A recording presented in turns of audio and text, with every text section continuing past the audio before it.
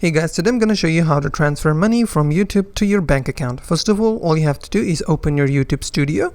So to open the YouTube Studio, you have to go to the website studio.youtube.com. From your YouTube channel, you have to make sure you have to sign in with your YouTube channel Google account. Once you've done that, this page or the channel dashboard will open. You have to go to earn.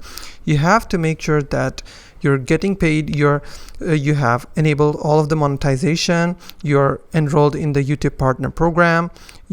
Once you've done all of this, all you have to do is go to google.com/AdSense. This page will open. Here it will show you how much balance is in your AdSense account, what is your last payment was, and all of the payment related information you will see on this page. So from here, to withdraw the money, all you have to do is go to the account and link your bank account. After linking your bank account, you have to go to the payment section. From here, click on payments info. From here, you have to make sure that payment account is selected to YouTube.